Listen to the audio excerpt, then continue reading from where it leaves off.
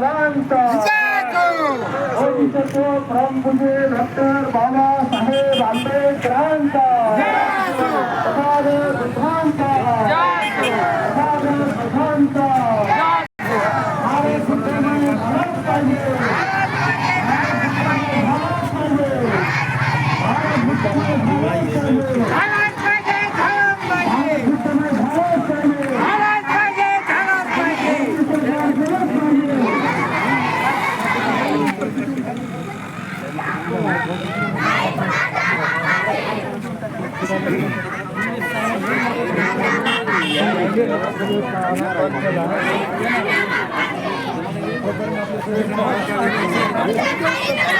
यांना इकडे घेऊ असं यांना इकडे या पुढे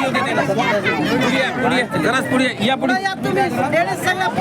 या पुढे या पुढे पुढे या पुढे या पुढे या पुढे या पुढे ताणून ताणून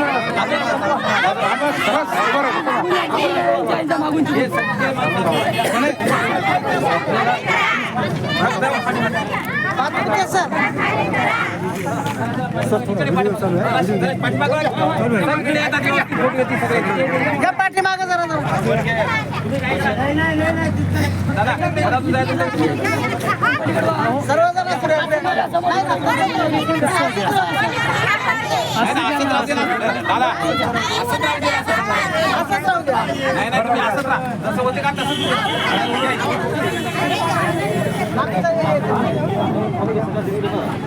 हजार बौद्ध विहाराची स्थापना झाली नव्हे तर ती अविरतपणे आज पण या ठिकाणी विधिवत त्या ठिकाणी पूजा होते. अर्थातच तिथं बुद्धवंदना होते. असे चक्रवर्ती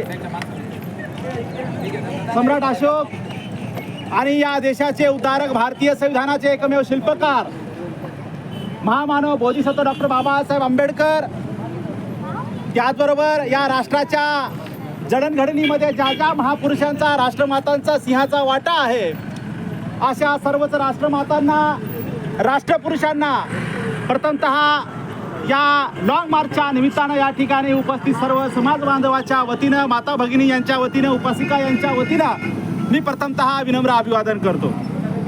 आपणा सर्वांना ज्ञात असल्याप्रमाणे अर्थातच बौद्धगया या ठिकाणी असलेलं जे महाबोधी बौद्ध विहार आहे ते 1949च्या ॲक्टनुसार ते मोठ्या जाचक अवस्थेमध्ये या ठिकाणी अडकलेलं आहे.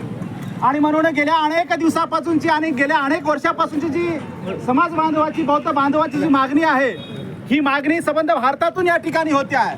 आणि ही मागणी करत असताना आपल्या संसदेमध्ये अर्थातच संसदेचे असलेले 2 सभागृह, लोकसभा, राज्यसभा आणि विधिमंडळाचे सुद्धा दोन्ही सभागृहामध्ये या ठिकाणी सर्व ज्या ज्या सभासदांनी या ठिकाणी अशा प्रकारची मागणी केलेली आहे की हे जे महाबोधी बौद्ध विहार आहे हे बौद्ध बांधवांसाठी आपण दिलं पाहिजे, ते खुलं केलं पाहिजे, अशा सर्व खासदारांसाठी, अशा सर्व आमदारांसाठी आपण या ठिकाणी जोरदार त्याचं टाळ्या वाजवून स्वागत करूयात. कारण ही रस्त्यावरची लढाई नाही आहे.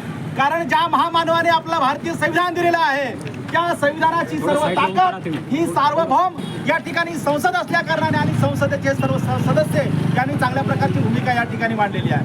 तथागत भगवान गौतम बुद्धाची एक मोठी फिलॉसॉफी आहे, तत्वज्ञान आहे, अर्थातच अष्टांगिक मार्ग आहे, त्याचबरोबर आर्य सत्य आहेत, पंचशील आहेत आणि त्याचबरोबर आपण पंचशील त्रिसरण घेतो. हे सगळं या ठिकाणी करीत असताना आपण ज्या ठिकाणी तथागताला ज्ञान प्राप्त झालेलं आहे नव्हे तर आपल्या सर्वांचं जे श्रद्धास्थान आहे अर्थातच त्या श्रद्धास्थानाच्या ठिकाणी जर आपल्या महाराष्ट्रातून आपण एक उदाहरण घेऊयात, त्या महाराष्ट्रातील एखादा जर बौद्ध बांधव त्या ठिकाणी जर जात असेल, कारण प्रत्येकाच्या आयुष्यामध्ये असं प्रत्येकाला वाटत असते की एक वेळ तरी आपण बौद्धगयेला त्या ठिकाणी गेलं पाहिजे. परंतु दुर्दैव किंवा अडचण अशी समस्या अशी आहे की त्या ठिकाणी गेल्यानंतर आपल्याला त्या ठिकाणी बुद्धवंदना घेता येत नाही. आणि म्हणून ही बुद्धवंदना का घेता येत नाही याचे प्रश्न आपल्याला या ठिकाणी पडले पाहिजे. अर्थातच हे बौद्ध विहार जे आहे हे बौद्ध भिक्खूंच्या या ठिकाणी ताब्यात नसल्या कारणाने आपल्याला अशा प्रकारचे आपल्या या महाराष्ट्रातले अनेक बांधव त्या ठिकाणी ज्या वेळेला जातात, अर्थातच भारतभर भ्रमण करीत असताना ज्या ज्या ठिकाणी आपले बौद्ध स्थळं आहेत त्या ठिकाणी ज्यावेळेस आपण जातो त्यावेळेस नतमस्तक होतो. त्या ठिकाणी आवर्जून आमची माता भगिनी, आमची उपासिका, त्यानंतर आमचे उपासक त्या ठिकाणी आवर्जून त्या ठिकाणी एकत्रित शरण घेत असतात आणि एक वेगळं एक आत्मिक समाधान त्या ठिकाणी आम्हाला लाभतं ते या ठिकाणी आम्हाला सध्याचा लाभत नाही. आणि म्हणून हीच अडचण जी आहे ती अडचण या ठिकाणी दूर करण्याच्या अनुषंगाने हे जे आंदोलन आहे अगदी संसदेपासून त्याचे या ठिकाणी असलेल्या प्रत्येक गावापर्यंत या ठिकाणी रस्त्यावरती आपला समाज बांधव या ठिकाणी उतरलेला आहे. कारण हे तशाच प्रकारचं आहे.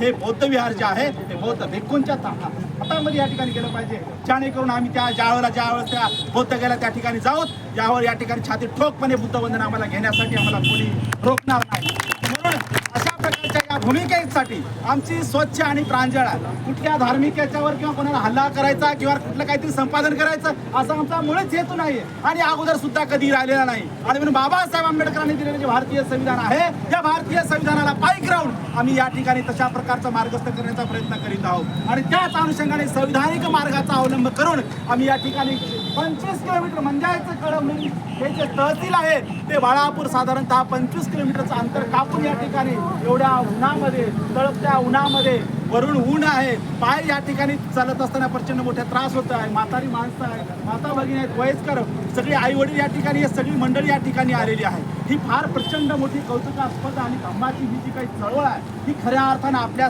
सर्वांच्या या ठिकाणी विचारातून आणि कृतीतून या ठिकाणी ही सगळी उभी आहे. या ठिकाणी भाषण करतो मी सगळ्यांची क्षमा मागतो की मी आपल्या सर्वांच्या सोबत या ठिकाणी या लॉंग मार्चमध्ये सहभागी होऊ शकतो नाही. तांत्रिक अडचणीमुळे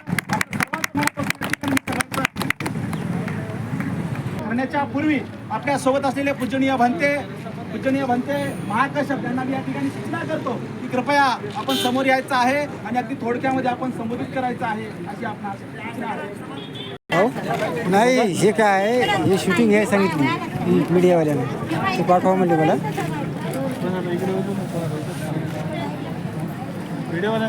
हां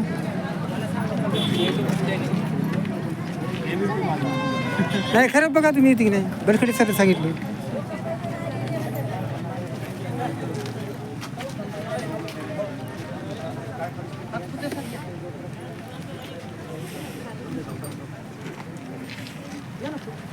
बाबासाहेबांनी कायद्यामध्ये सांगितलेलं आहे या समाजाचा हक्क त्याला दिला पाहिजे.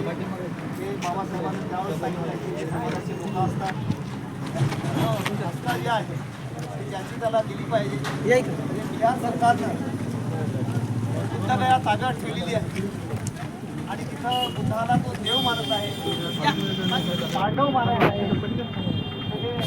बुद्धानं देव आणि सगळं नाकारलेलं आहे. हे आपल्यालाही समजलं पाहिजे शासनालाही समजलं पाहिजे. प्रत्येक आता चर्चमध्ये कोण असते बुद्ध लोक असतात का नसतात. मस्जिदमध्ये कोण असतात मग त्या बुद्ध असतात का तिथं आता राम मंदिर झालं तिथं एखादा बुद्धाचा माणूस किंवा भिक्षू आहे का हे आपल्यालाही कळायला पाहिजे शासनालाही कळायला पाहिजे दोघांनाही कळायला पाहिजे. हे बिहार सरकारनं 1949चा कायदा रद्द करून नवीन कायदा तयार करून तो जागतिक लेवलचं बुद्ध विहार आहे तो बौद्धाच्याच ताब्यात दिलं पाहिजे. हे मागणी आहे या आंदोलनाची आणि तो तिथं भिक्षूच कार्यरत असले पाहिजे कारण तो भिक्षूसाठी विहार आहे आणि ते काही कोणा जनतेनं बांधलेलं नाही. तो सम्राट अशोकाने विहार बांधलेला आहे ते सरकारने सुद्धा बांधलेलं नाही. मग सरकारनं इथल्या कलेक्टरची त्याच्यावर अधिपत्य ठेवायची काय गरज आहे का काही गरज आहे का नाही ना. हे आपल्यालाही समजलं पाहिजे शासनालाही समजलं पाहिजे. हे मालमत्ता जनतेची आहे आणि बौद्धाची आहे विशेष म्हणजे दुसऱ्याची नाही आहे. तुम्हाला बुद्ध आवडतच नाही तर तुम्ही ते राहता कशाला ज्याला बुद्ध आवडत नाही त्याच्यात घुसपेट करायची कशाला ज्याला बुद्ध आवडतच नाही तर तिथं बाकीच्या लोकांना थांबायचं कशाला याच्यासाठी आंदोलन आहे. बुद्धमुक्त ते बुद्ध महाविहार जे आहे ते मुक्त झालं पाहिजे आणि तिथं तुमचा तो भिक्षूच असले पाहिजे दुसरा ब्राह्मण वगैरे काही नसला पाहिजे. कारण बाबासाहेब म्हणलेले आहे ब्रह्म विष्णू महेश यांना देव मानणार नाही आहे. मग देवाच्या पुजारीच्या लोकांनी तिथं काही गरज आहे त्याची काय आवश्यकता आहे का तुम्हाला समजायला पाहिजे आणि सरकारला समजायला पाहिजे आपल्याला समजायला पाहिजे आणि त्या सरकारलाही समजायला पाहिजे. नाही सरकारला सरकार कोण बनवते म्हणजे आपल्याला डोकं पाहिजे का नाही मग हे आपल्याला सरकार कोण बनवते सरकार काय आपण मध्ये बनवत असते का मोदीला कोण बनवलं लाडक्या बहिणीनं बनवलं हे समजलं पाहिजे. बाबासाहेबांना तुम्हाला एवढा मोठा अधिकार दिला आहे ते अधिकार सोडून देऊन तुम्ही त्या 1500 रुपयाच्या मागे लागून राहिले. हा आणि अधिकार महत्वाचा असते, सन्मान महत्वाचा असते. हे सन्मानाची लढाई आहे. बाबासाहेब म्हणले मी कोणा जनतेच्या विरोधात नाही आहे, मी सन्मानासाठी लढत आहे. आणि आताच्या कोणत्याही कार्यकर्त्याने सन्मानाचीच भाषा केली पाहिजे आहे. माणसाचा विरोध नाही आहे, सन्मानाची भाषा केली पाहिजे आहे. आणि सन्मान दिला पाहिजे. हे न्याय प्रक्रिया आहे. न्यायाच्या पद्धतीनं काम केलं पाहिजे. वेगळ्या आगळं काम करू नाही कोणच. म्हणून ही आमची बौद्ध उपासकाची आणि भिक्षूची मागणी आहे की बुद्धगया बौद्धाच्याच ताब्यात झाली पाहिजे. याच्यासाठी हे आंदोलन आहे. हे साहेबाला तुम्ही निरोप द्या. आले का साहेब? आपलं लेटर घ्या आणि पुढे आमची ते या सरकार बदललं पाहिजे आणि लबाड देव पुजणारं सरकार केलं पाहिजे.